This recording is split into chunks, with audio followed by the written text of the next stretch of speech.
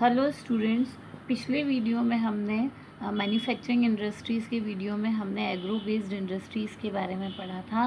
Now we will read mineral based industries. बच्चों, mineral based industries जो होती हैं ये हम पढ़ चुके हैं कि industries that are use minerals and metals as raw material are called mineral based industries.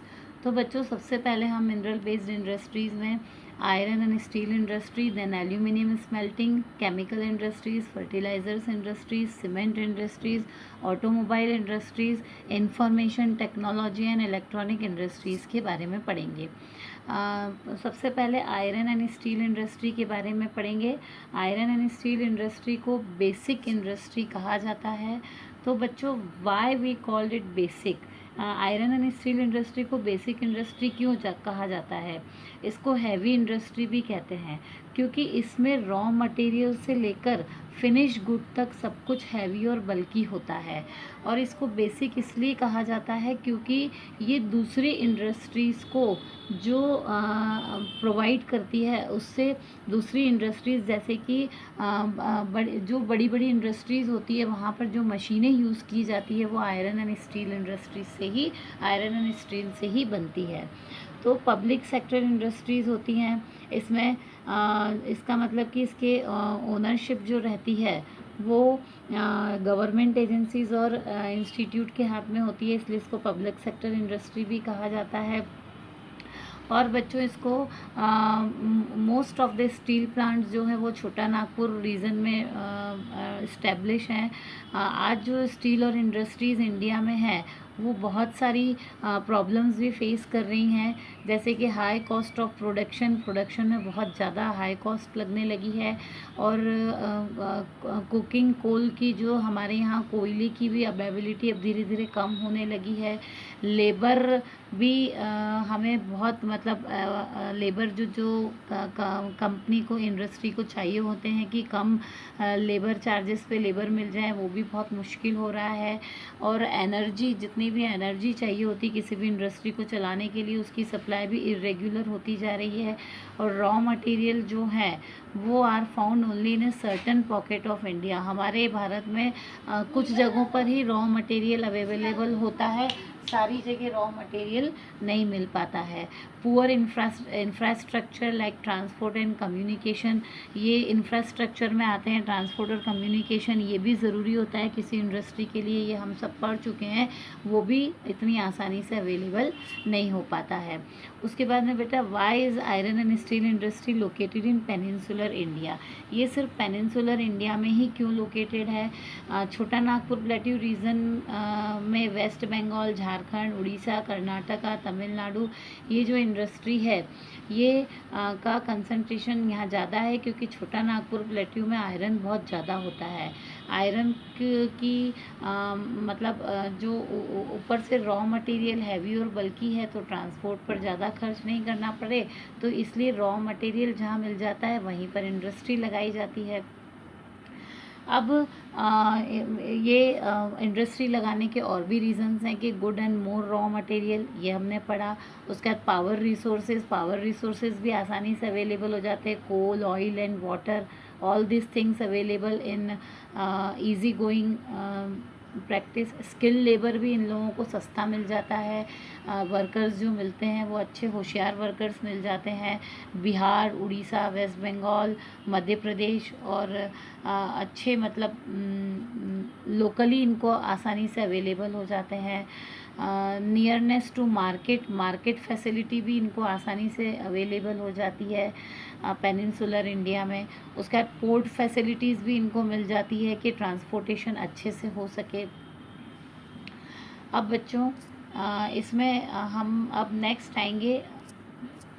इसके अलावा भी बहुत सारी और भी दूसरी चीज़ें होती हैं कि अब हम मतलब इंडिया में, बच्चों मैं आपको बता दूं इसमें है नहीं, पर इंडिया में पूरे वर्ल्ड में स्टील के प्रोडक्शन में इंडिया 3rd रैंक पर आता है। हमारे यहाँ 2016 में 95.6 मिलियन टन्स का प्रोडक्शन हुआ था। और इंडिया जो है वो largest producer of sponge iron का भी बहुत बड़ा प्रोड्यूसर है। और कंजप्शन भी हमारे यहाँ पर कैपिटल जो है वो 63 kg रहा है। उसके बाद में हमारे यहाँ पर हम देखेंगे कि आयरन और स्टील में हम सब जगह लीडिंग प्रोड्यूसर की तरह रहे हैं। और वही कि सेम क्वांटिटी ऑफ स्टील दोनों ने बराबर, आयरन और स्टील में दोनों में बराबर का प्रोडक्शन करा, लेकिन चाइना के साथ हमारी कंपटीशन रही है, दोनों ने बराबर का प्रोडक्शन करा है, लेकिन फिर भी चाइना हमसे आगे है। चाइना लार्जेस्ट प्रोड्यूसर बन गया है और कंज्यूमर भी है। इंडिया अभी 3rd पर है और चाइना नंबर 1 पर है। Now we will read about aluminium smelting. Aluminium बच्चों, एल्यूमिनियम स्मेल्टिंग इंडस्ट्री जो है वो भी मिनरल बेस्ड इंडस्ट्री है। Aluminium smelting is the second most important metallurgical industry in India. Metallurgical industry में मेटल प्रोसेसिंग होती है, मेटल से कुछ बनाया जाता है। सेकंड इसलिए क्योंकि ये फर्स्ट पे आयरन एंड स्टील इंडस्ट्री है, इसलिए सेकंड लार्जेस्ट प्रोसेसिंग यूनिट है। इसके बाद में अगर कोई मेटलर्जिकल इंडस्ट्री है तो वो है एल्यूमिनियम इंडस्ट्री। एल्यूमिनियम कहाँ से आता है? एल्यूमिनियम आता है बॉक्साइट से। बॉक्साइट होता है एल्यूमिनियम का ओर, जिससे बनाया जाता है एल्यूमिनियम। ये सेकंड मोस्ट मेटलर्जिकल इंडस्ट्री है। एल्यूमिनियम स्मेल्टिंग से जो मेटल मिलता है, एल्यूमिनियम बहुत लाइट वेट का होता है, रेजिस्टेंट टू कोरोजियन, मतलब जंग नहीं लगता है, good conductor of heat. Aluminium के वायर देखे होंगे आपने, ये हीट और इलेक्ट्रिसिटी का अच्छा कंडक्टर होता है। यूटेंसिल्स बनाए जाते हैं, एयरक्राफ्ट के लिए भी बहुत इम्पॉर्टेंट है। Malleable and becomes strong when it mixed with other metals. दूसरे मेटल के साथ मिक्स करने पर ये बहुत स्ट्रॉन्ग हो जाता है, कड़क हो जाता है। There are 8 aluminium smelting plants in our country. Smelting का मतलब होता है it is a process by which aluminium is extracted by its ore से एल्यूमिनियम निकालने की प्रोसेस को स्मेल्टिंग कहते हैं। हमारे यहाँ उड़ीसा में 2 प्लांट हैं, नेल्को एंड बेल्को। नेशनल मतलब कि हमारे यहाँ नेशनल और दोनों इसमें वेस्ट बंगाल, केरला, यूपी, छत्तीसगढ़, महाराष्ट्र, तमिलनाडु एल्यूमिनियम की स्मेल्टिंग प्रोसेस होती है। यहाँ पर बॉक्साइट से एल्यूमिनिया, एल्यूमिनिया से एल्यूमिनियम बनाया जाता है। किन चीज़ों की एश्योरिटी से हमारी एल्यूमिनियम स्मेल्टिंग इंडस्ट्री अच्छी चलेगी? Regular supply of electricity, source of raw material at minus cost, ये 2 फैक्टर से प्लांट्स प्रॉफिटेबल रहता है। अब बच्चों हम पढ़ेंगे केमिकल इंडस्ट्रीज़ के बारे में। तो केमिकल इंडस्ट्रीज़ जो हैं वो इंडिया में हमारे यहाँ पर फास्ट ग्रोइंग है और डाइवर्सिफाइंग है। Chemical industries comprises both large and small manufacturing industry. हमने लार्ज और स्मॉल दोनों इंडस्ट्री के बारे में पढ़ा। केमिकल इंडस्ट्री 2 लार्ज और स्मॉल दोनों में आती है। इसके प्रोडक्ट्स ऑर्गेनिक प्रोडक्ट भी होते हैं। उसके बाद में बेटा the chemical industry is its own largest consumer. Chemical industry जो है वो अपनी खुद की कंज्यूमर होती है। इसका जो प्रोडक्शन होता है ये खुद ही अपना प्रोडक्शन, मतलब कि जैसे मैं आपको एग्जांपल के तौर पे बताती हूँ कि एक केमिकल को दूसरे केमिकल से मिलाकर एक जब नया केमिकल बन जाता है तो एक इंडस्ट्री का प्रोडक्ट और दूसरी इंडस्ट्री का प्रोडक्ट मिलकर तीसरी इंडस्ट्री नया प्रोडक्ट बना देती है। तो ये बेसिक केमिकल्स जो होते हैं वो undergo processing to further produce other chemical activity, एक चेन चलती रहती है, फर्दर प्रोडक्शन होता रहता है, जिसकी वजह से बहुत सारी प्रोडक्शन प्रोसेस चलती रहती है, जिससे अपनी ही कंज्यूमर इंडस्ट्री बन जाती है। और ये 2 तरह की होती है, ऑर्गेनिक और इनऑर्गेनिक। ये मोस्ट ऑफ द प्रोडक्ट जो होता है ऑर्गेनिक के अंदर वो नेचर से ऑब्टेन किया जाता है, और इनऑर्गेनिक में सल्फरिक एसिड जो फर्टिलाइज़र बनाने के काम आता है, synthetic fibre, plastic, adhesive, paint, dyes, stuff, nitric acids, ये सब जो हैं वो इनऑर्गेनिक में आता है। इनऑर्गेनिक में ये प्रोड्यूस होते हैं। ऑर्गेनिक में पेट्रोकेमिकल, नाइट्रिक एसिड, अल्कालाइज, सोडा, ऐश, ये सब ऑर्गेनिक में आते हैं। केमिकल इंडस्ट्री, मैंने बताया आपको कि केमिकल इंडस्ट्री जो खुद की अपनी एक बहुत बड़ी कंज्यूमर इंडस्ट्री बन जाती है। Now students we will read fertilizer industry. तो फर्टिलाइज़र इंडस्ट्री किसको कहते हैं? फर्टिलाइज़र इंडस्ट्रीज़ जो हैं बच्चों, वो फर्टिलाइज़र्स आपने नाम सुना होगा, जिसको कि केमिकल्स वगैरह की खाद जो बनती है उसको कहते हैं। पर ये कैसे काम करती है, कहाँ है इसका प्लांट्स, कहाँ हैं और ये क्या चीज़ है? तो अभी हमने केमिकल इंडस्ट्री के बारे में पढ़ा। तो बेटा केमिकल और फर्टिलाइज़र इंडस्ट्री के बीच में, दोनों के बीच में कनेक्टिविटी है। सबसे पहले फर्टिलाइज़र इंडस्ट्री का मार्केट कौन प्रोवाइड करता है? Agriculture sector. फर्टिलाइज़र सेक्टर को मार्केट प्रोवाइड करता है एग्रीकल्चर सेक्टर। एग्रीकल्चर सेक्टर जैसे जैसे मॉडर्न हुआ है, फर्टिलाइज़र सेक्टर को उतना ही मार्केट अवेलेबल हुआ है। Fertilizer industries are centred around the production of nitrogenous fertilizers, जो है phosphatic fertilizer and ammonium phosphate, ये सब फर्टिलाइज़र्स के जहाँ रॉ मटेरियल, जहाँ कंटेंट मिलते हैं, वहाँ पर ही इंडस्ट्रीज़ लोकेट होती है। किसान क्रॉप के सॉइल के न्यूट्रिएंट्स को बढ़ाने के लिए फर्टिलाइज़र का यूज़ करता है। ये सारी इंडस्ट्रीज़ वहीं पर आसपास मिलेगी जहाँ पर ये प्रोडक्शन यूनिट होती हैं। प्रोडक्शन के लिए प्रोडक्शन यूनिट में प्रोसेसिंग होती है, प्रोडक्शन को बनाया जाता है, पैकेजिंग होती है, फिर उन्हें मार्केट के थ्रू चैनलाइज किया जाता है खेतों तक। अब क्या है, पोटाश हमारी कंट्री में सफिशिएंट क्वांटिटी में अवेलेबल नहीं है, इसलिए उसको दूसरी कंट्री से इंपोर्ट करते हैं। साउथ अमेरिका, अमेरिकन कंट्रीज से हम पोटाश को एक्सपोर्ट करते हैं। India is the third largest producer of nitrogenous fertiliser. Nitrogenous fertiliser से सॉइल की फर्टिलिटी को बढ़ाते हैं। ये फर्टिलाइज़र्स इंडस्ट्रीज़ को बढ़ावा कब मिलता है? They increased after green revolution. Green revolution के आने से फूड ग्रेन्स का प्रोडक्शन बढ़ा, और फूड ग्रेन्स का प्रोडक्शन बढ़ने के लिए ज़्यादा से ज़्यादा पेस्टिसाइड्स और फर्टिलाइज़र्स का यूज़ किया गया। ये सारी चीज़ें फर्टिलाइज़र इंडस्ट्रीज़ में मिली और इनको बढ़ावा मिला। There are some prominent area where fertilizer industries are set up. They are Gujarat, Tamil Nadu, UP, Punjab, Kerala and और भी बेटा कुछ और जगह होंगी। ये भी एक मिनरल बेस्ड इंडस्ट्री है। अब बच्चों हम नेक्स्ट पढ़ेंगे सीमेंट इंडस्ट्री।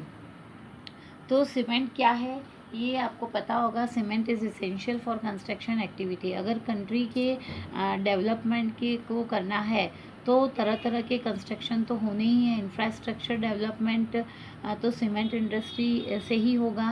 सीमेंट इंडस्ट्री एक बेसिक इंडस्ट्री है। Houses, factories, bridges, roads, dams और भी बहुत सारे कमर्शियल इस्टेब्लिशमेंट के लिए सीमेंट ज़रूरी है। This industry requires bulky and heavy raw material like limestone और सिलिका। तो बच्चों cement industry mineral based industry कहा जाता है। लाइमस्टोन सीमेंट इंडस्ट्री का रॉ मटेरियल है। सिलिका भी मिनरल है। ये रॉ मटेरियल हैवी और बल्की होता है, तो ट्रांसपोर्ट की भी कॉस्ट कम आए, इसलिए ये सीमेंट इंडस्ट्री वहीं पर लोकेट करते हैं जहाँ पर रॉ मटेरियल आसानी से अवेलेबल हो जाए। ट्रांसपोर्टेशन के अलावा इस इंडस्ट्री को कोल और इलेक्ट्रिक पावर भी चाहिए होता है। ये इंडस्ट्री गुजरात, चेन्नई में सबसे पहले इस्टेब्लिश हुई थी। चेन्नई में हमारी सीमेंट की डिमांड गल्फ़ कंट्री में बहुत ज़्यादा है। 1904 में ये चेन्नई में इस्टेब्लिश हुई थी। इसकी डिमांड को बढ़ाने के लिए कुछ सुधार किए गए, कुछ सुधार लाए गए। D control of price and distribution 1989 में पहले गवर्नमेंट कंट्रोल करती थी, फिर बाद में गवर्नमेंट ने अपना कंट्रोल छोड़ दिया। कुछ लिबरलाइज पॉलिसीज़ लाई गई हैं। उसके बाद उसकी वजह से हमारे यहाँ फॉरेनर्स कंट्री ने इन्वेस्ट किया है, विदेशी कंपनियों ने इन्वेस्ट किया है, प्राइवेट इन्वेस्टर्स ने भी इसमें इन्वेस्ट किया है। प्राइवेट बिजनेसमैन के इन्वेस्ट करने से हमारे यहाँ सीमेंट की फैक्ट्रीज़ को बहुत ज़्यादा ग्रोथ मिली है, बहुत ज़्यादा डेवलप हुई है, क्योंकि गवर्नमेंट की पॉलिसीज़ में लिबरलाइजेशन हुआ है। ये सेक्टर हमें गुड रिटर्न दे रहा है और अच्छी खासी डेवलप हुई है। अब हम नेक्स्ट पढ़ेंगे ऑटोमोबाइल इंडस्ट्री के बारे में। ये भी मिनरल बेस्ड इंडस्ट्री है। हमारी मशीनें इसमें जो मशीनें यूज़ की जाती है ऑटोमोबाइल्स को बनाने के लिए, ये सब मिनरल बेस्ड इंडस्ट्री में ही बनती हैं। और इनको मतलब इसलिए हम बार बार ये चीज़ ध्यान में रखते हैं कि iron and steel industry basic industry है। Automobile industry provide base for transport. Automobile industry की वजह से मीन्स ऑफ ट्रांसपोर्ट प्रोवाइड करती है गुड्स और पैसेंजर्स दोनों के लिए, एक जगह से दूसरी जगह जाने के लिए। Trucks, buses, cars, motorcycle, scooters, 3 wheelers, 2 wheelers, 4 wheelers, बेटा सब ये मल्टी यूटिलिटी व्हीकल्स हैं जो कि इंडिया में अलग अलग जगह पे इनका प्रोडक्शन होता है। हमारे यहाँ पॉलिसीज़ को लिबरलाइज कर दिया गया है, उस वजह से हमारे यहाँ फॉरेन इन्वेस्टमेंट भी हुआ है, हमारी कंट्री के प्राइवेट इन्वेस्टर्स ने भी इन्वेस्ट किया है, जिससे बहुत सारे बाज़ार में कॉम्पिटिटर्स आ गए हैं। उस वजह से इंडस्ट्री का डेवलपमेंट भी हुआ है और क्वालिटी में भी सुधार आया है और फॉरेन इन्वेस्टमेंट भी बढ़ा है। उसके बाद में हमारे यहाँ जैसे पहले ऑडी, सुजुकी, होंडा और भी बहुत सारे ब्रांड नेम हमारे यहाँ कंपनीज हमारे यहाँ आई है। लिबरलाइजेशन की वजह से बहुत सारी फॉरेन कंपनीज ने भी हमारे यहाँ इन्वेस्ट किया है और लेटेस्ट टेक्नोलॉजी के साथ ये इंडस्ट्री हमारे यहाँ दिल्ली, मुंबई, गुड़गांव, पुणे, चेन्नई, कोलकाता, लखनऊ, इंदौर, हैदराबाद, जमशेदपुर और बेंगलोर में ये सब इस्टेब्लिश हुई हैं। बच्चों अब हम पढ़ेंगे information technology and electronic industries के बारे में। तो information technology and electronic industries, बच्चों इन इंडस्ट्रीज़ ने आईटी सेक्टर और इलेक्ट्रॉनिक इंडस्ट्री ये दोनों में बहुत ज़्यादा डेवलपमेंट किया है, बहुत ज़्यादा ग्रोथ की है। ये दोनों सेक्टर बहुत स्पीड से डेवलप हो रहे हैं। जैसा कि गवर्नमेंट की जो पॉलिसीज़ आ रही हैं और जो सोसाइटी हमारे यहाँ अभी इवॉल्व हो रही है, वो सब डिजिटल हो रहा है। इस वजह से आईटी सेक्टर बहुत ज़्यादा डेवलप्ड हो रहा है। इंडस्ट्री वाइड वैरायटी के प्रोडक्ट देती है, कैलकुलेटर से लेकर कंप्यूटर तक आईटी और इलेक्ट्रॉनिक इंडस्ट्री के प्रोडक्ट हैं। बेंगलोर एक बहुत बड़ा हमारी कंट्री का इलेक्ट्रॉनिक कैपिटल है, क्योंकि सारी सॉफ्टवेयर इंडस्ट्री यहाँ है, इलेक्ट्रॉनिक इंडस्ट्रीज़ भी यहाँ है। बेंगलोर के अलावा भी बॉम्बे, दिल्ली, हैदराबाद, पूना, चेन्नई, कोलकाता, लखनऊ, ये सब जो हैं वो इलेक्ट्रॉनिक्स और आईटी सेक्टर के सेंटर्स हैं। हमारे यहाँ 18 सॉफ्टवेयर पार्क है, जहाँ सॉफ्टवेयर कंपनी के को प्रमोट किया जाता है। यह हाई डाटा कम्युनिकेशन और सिंगल विंडो सर्विस प्रोवाइड करते हैं। यहाँ एम्प्लॉयमेंट का भी कंट्रीब्यूशन है, जीडीपी में भी बहुत ज़्यादा इनकी हमें कंट्रीब्यूशन रहा है। महिलाओं को भी इसमें एम्प्लॉयमेंट जनरेट अच्छा हुआ है, महिलाओं की भी भागीदारी अच्छी हुई है। वैसे आईटी सेक्टर में ओवरऑल एम्प्लॉयमेंट जनरेशन बहुत जनरेट बहुत अच्छा रहा है। This industry has been a major foreign exchange earner in last 2 or 3 years because of its fast growing business process, outsourcing sector, और इस वजह से ये एक सक्सेसफुल इंडस्ट्री है। बच्चों अब हम नेक्स्ट वीडियो में पॉल्यूशन के बारे में पढ़ेंगे। बच्चों